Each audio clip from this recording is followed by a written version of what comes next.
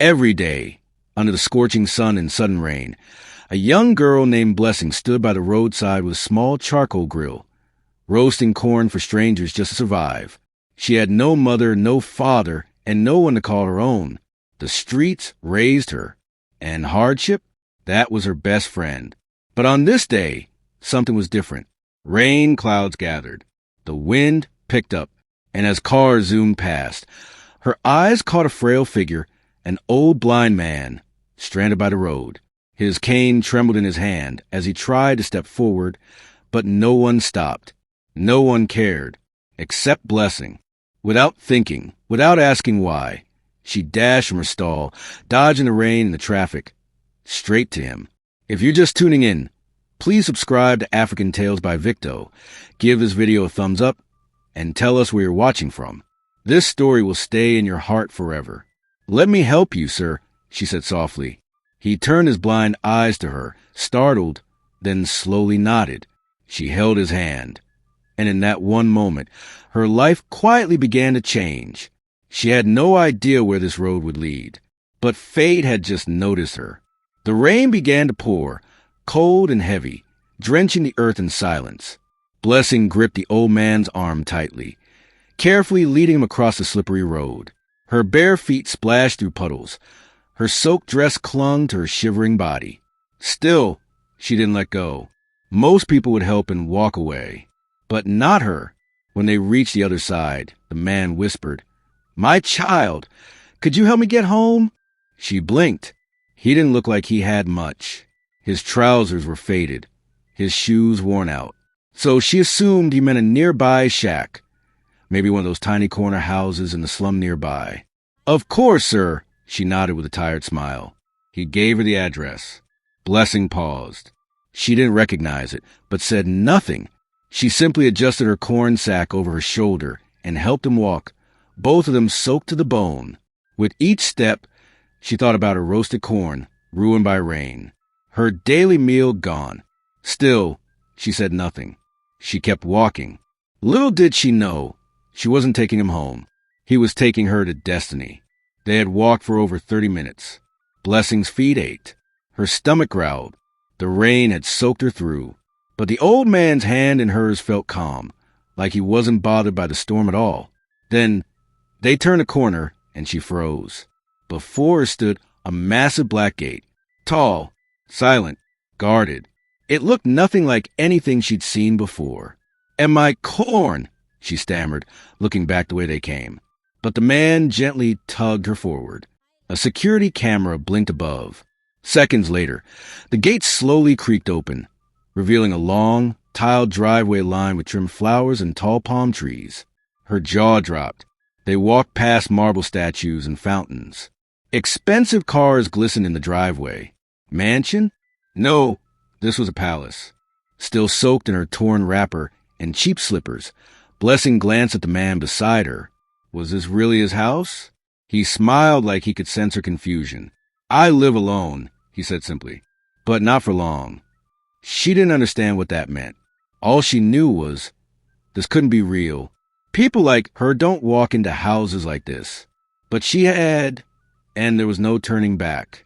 Blessing stood frozen in the grand entryway, her wet slippers sinking slightly into the plush white rug. The walls glowed. Chandeliers sparkled above her. The air smelled of roses and something she'd never known. Peace. A tall woman in uniform approached, eyebrows raised. "Sir, who is she?" she asked the old man, clearly confused. The man, still blind, simply smiled. "She's my guest. Treat her well." Blessing looked down at herself, wet, dirty, smelling of charcoal and rain. She wasn't anyone's guest. She was a roadside girl. "I should go," she whispered, but he held her wrist gently. "You helped me when no one else did," he said. "Now allow me to help you." He turned to the maid. "Give her warm clothes and food." It felt like a dream. Blessing wanted to run, but something deeper held her still. His voice wasn't commanding. It was kind, familiar, even. Moments later, she was led into a cozy guest room. A tray of steaming jollof rice and fried chicken waited for her. She hadn't tasted real food in days. As she ate in silence, only one question circled in her mind. Who exactly was this man? That night, Blessing lay awake on the softest bed she had ever touched. Her body should have been resting, but her mind was racing. Who was this old man? Why did he live in such a palace alone? And why had he brought her, a total stranger, into his world? She stared at the ceiling, thinking of her small wooden shack, the charcoal smoke, the cold nights, the hunger. This felt like another life entirely. The next morning, she rose early. The house was silent, but something led her toward the backyard. There, under a wide mango tree, she found him, seated calmly, feeding birds from his palm. He smiled when he sensed her approach. "You remind me of someone," he said quietly. She blinked. "Sir, my daughter. She died years ago. The world changed after that." He turned his head slowly, though his eyes couldn't see her. Sometimes, kindness shows up in the face of a stranger, and when it does, you don't ignore it. She didn't know what to say. Her heart softened. Was that why he brought her here? Because of who she reminded him of? Still, something told her there was more, much more. Later that day, the house became strangely active. Blessing noticed men in suits arriving. 3 of them. Not guests, not staff. These men walked with purpose, briefcases in hand. She stayed out of sight, hiding near the staircase, watching quietly. One of them spoke with the old man, Mr. Ideal. She had learned his name was. "We've updated the documents, sir," the man said, "just as you requested." Ideal nodded slowly. "Good. Everything must be ready. I don't have much time left." Blessing's heart skipped. "Time? What did he mean? Does your family know?" Another asked. "I have no family," he replied coldly. "At least none who care for anything other than my money." There was a long silence. Then he added something strange. "But I found someone worthy." Blessing gasped quietly behind the wall. Was he talking about her? No, that couldn't be possible. She was just a corn seller, a nobody.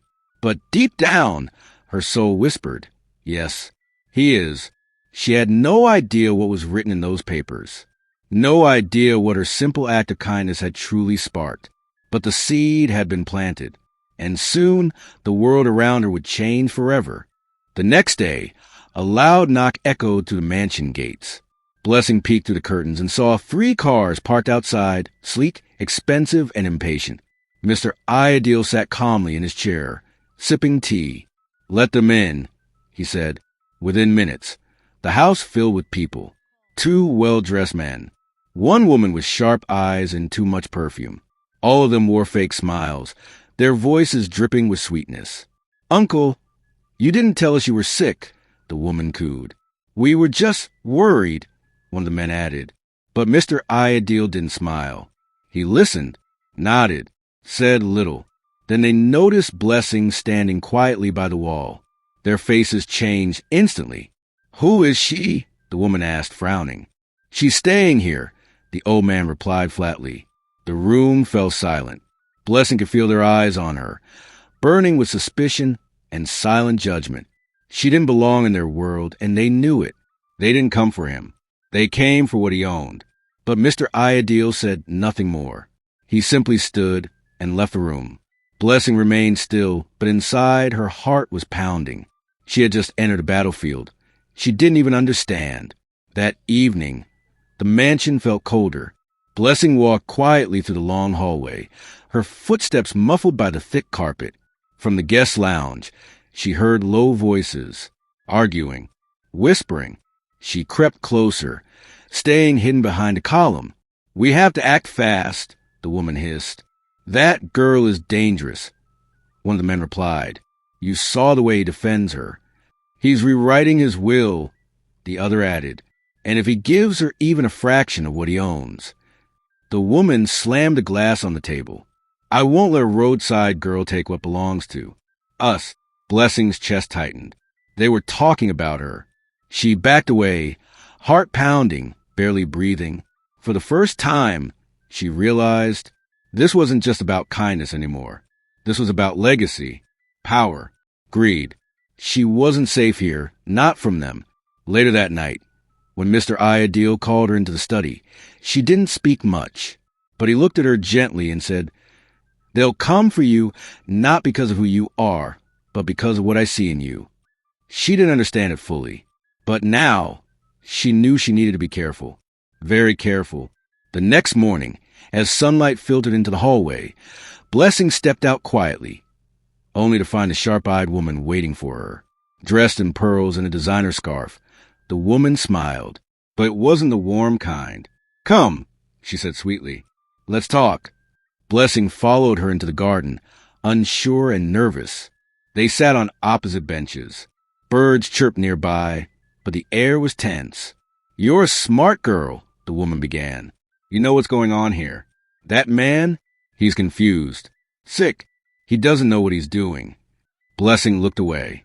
"You don't belong here," she continued, pulling out a brown envelope and sliding it across the bench. "Take this. It's more than you've ever made selling corn." Blessing stared at the envelope. It was thick, heavy, tempting, but she slowly pushed it back. "I didn't help him because of money," she said softly. "I helped him because it was right." The woman's smile faded. Her eyes turned cold. "You will regret this," she hissed, standing up and walking away. Blessing sat still, her heart racing. She had just turned down more money than she'd ever seen, but somehow she knew she did the right thing. And someone else had seen it too. That evening, as rain tapped softly on the windows, Mr. Ideal called Blessing into his private study. She entered slowly. The room smelled of old books, polished wood, and quiet power. He was seated behind a large desk, paper spread before him, a silver pen resting between his fingers. "You didn't take the money," he said gently. Blessing looked down, unsure how he knew. "I heard everything," he added with a faint smile. "There are ears in this house that serve only me." He motioned for her to sit. She obeyed. Then he pulled out a brown folder and placed it before her. Inside was something she never expected, a copy of his will. He slid it toward her. "You're now part of it," he said plainly. Blessing's mouth fell open. "Sir, I don't understand." "You don't need to," he said. "Just know this. Kindness, real kindness, is rare. And when I found it, I knew it had to live on." Tears welled in her eyes. Her hands trembled. She was no longer just a girl who sold corn by the roadside. She had become part of something bigger, something the world would soon discover. But not everyone would be happy about it. The next morning, tension thickened in the mansion. The relatives stayed longer than usual. Smiles had vanished. They spoke in hushed tones, glancing at Blessing like she was a ticking time bomb. That afternoon, as she walked past the guest wing, she overheard them again. "He's making her an heir," one of the men muttered. "She's just a street girl," another hissed. "What has she done to deserve it?" Then came the chilling words from the woman. "If he won't change the will, we'll make sure she's no longer around to receive anything." Blessing's blood ran cold. They were no longer hiding their intentions. This wasn't just envy. It was a threat. She ran to her room, locked the door, and sank to the floor, trembling. She had never feared for her life before, not like this. But what could she do? She had no family, no backup, no one to call, except him. Later that night, she told Mr. Ideal everything. He listened in silence, his old face tightening with grief and fury. "You've done nothing wrong," he whispered. "But now I must protect you with everything I have left." And with those words, a storm began to gather. The next day, Mr. Ideal summoned all his relatives into the main sitting room. Blessing stood by the doorway, heart pounding. The old man's voice was firm now, no longer soft or tired. "I've watched you all for years," he began, hands resting on his cane, "and I've been disappointed." They exchanged nervous glances. "I pretended to be weak, blind, vulnerable, hoping to see love, even a little, but none came." He turned toward Blessing. "Then a stranger helped me, expecting nothing." He paused, his next words shaking the room. "I've rewritten my will, and she will inherit half of everything I own." Silence. Then chaos. They exploded in anger. You're joking. She's a nobody. This is madness. The woman charged toward Blessing. You think you've won, don't you? But Blessing stood still, head high, eyes soft but strong. I didn't come here for this, she said quietly. I just helped a man cross the road. Mr. Ideal raised a hand. That's exactly why she deserves it. The room fell silent. For the first time, Blessing realized this wasn't just about wealth. It was a test of heart, and hers had passed. But the battle wasn't over, not yet. After that meeting, the mansion became quiet. Too quiet. The relatives no longer smiled. They barely spoke, but their eyes followed Blessing like shadows on the wall. Mr. Ideal grew weaker. His hands trembled more. He coughed often, his strength fading by the day. Blessing never left his side. She brought him tea, read him newspapers, sat with him in silence. Then one morning, as she lifted the tray from the kitchen, one of the guards whispered something under his breath. Don't let him drink that. She froze. What? He looked around cautiously. Something's not right. I saw her, the rich madam. She added something to the tea. Blessing's heart dropped. She rushed to the garden, where Mr. Ideal waited patiently with a blanket over his legs. Drink, he asked gently. Her hands shook. Not this one, sir. He raised his head. Slowly. It's begun, then, he said softly. They won't stop, she whispered. They'd rather see you dead than lose your fortune. He nodded, with sadness in his eyes. But I'm not afraid, because you're here now. She knew then she had to protect him, not just from loneliness, but from his own blood. That same night, Blessing couldn't sleep. She sat by the window, watching lightning flash across the sky. The rain fell hard, just like the day she met him. Downstairs, voices rose again. Quiet at first, then loud. She crept closer. We've waited long enough, the woman snapped. He's not thinking straight. That girl has confused him. One of the men replied, We need to get rid of her before the lawyers finalize anything. Blessing's chest tightened. She knew it. They were planning something again. But this time, she was ready. She hurried to Mr. Ideal's room and found him sitting up, wide awake. He had heard everything. It's time, he said. Time for what? She asked, scared. He pressed a button on the table beside him. Suddenly, from hidden corners of the ceiling, red lights blinked. Cameras, he whispered. I installed them weeks ago. Every word, every plan, every threat recorded. The truth was no longer hidden. He looked at Blessing with tired, tearful eyes. I didn't just bring you here to reward you. I brought you to witness the unveiling of who truly deserves to stay and who must go. The final chapter of this battle had just begun. The next morning, the mansion was tense. The storm outside had passed, but inside, another one was about to begin. Mr. Ideal called everyone into the main living room. This time, his lawyer stood beside him. So did two men in uniform, silent, serious.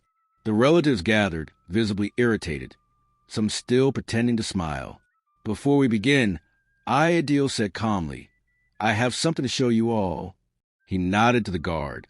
The television switched on. A video began to play. Their voices echoed to the speakers. The threats, the plots, the poison. The woman's face twisted in horror. One of the men stepped back, stuttering. You recorded us? She screamed. Ideal didn't flinch. You plotted against me. You disrespected my kindness. And you underestimated the poor girl who saved my life. He looked at Blessing. Because of her, I found a reason to live again. One of the officers stepped forward. We have enough evidence. They'll be facing charges. As the officers escorted them out, the woman shouted, She turned you against your own family. But Ideal shook his head. You did that all by yourself. And just like that, the house was quiet again. But this time it felt peaceful. The mansion felt different now. Not just quiet, but alive. The air carried peace, not secrets. Laughter, not whispers. Blessing walked to the halls, no longer as a stranger, but as someone truly seen. Mr. Ideal's health improved with each passing day. His smile returned. His steps grew stronger. And for the first time in years, the house didn't feel empty. One morning, he called her to the east wing. He opened a door and stepped aside. Blessing gasped. Inside was a beautiful room, painted in soft gold and cream. New clothes hung in the wardrobe. Books she once dreamed of reading lined the shelves. On the desk sat a framed photo, her and Mr. Ideal from the garden. She turned to him, speechless. "This is your room now," he said gently. "Not just in this house, but in my heart." Tears spilled down her cheeks. She had never had a room to call her own, not even as a child. "You gave me hope when I had nothing," he continued. "Now it's my turn to give you everything I never gave my own." Blessing didn't say a word. She simply stepped forward and hugged the only father she had ever known. Months passed. The mansion that once echoed with bitterness now bloomed with joy. Staff smiled more. Laughter floated down the hallways. And at the heart of it all was Blessing, not because she was rich, not because she was written into a billionaire's will, but because she remained the same girl who once crossed a busy road in the rain to help someone no one else would. Mr. Ideal, now stronger, hosted a small gathering in the garden. There, in front of friends, staff, and trusted few, he stood beside Blessing and spoke. Some people wait a lifetime for a miracle.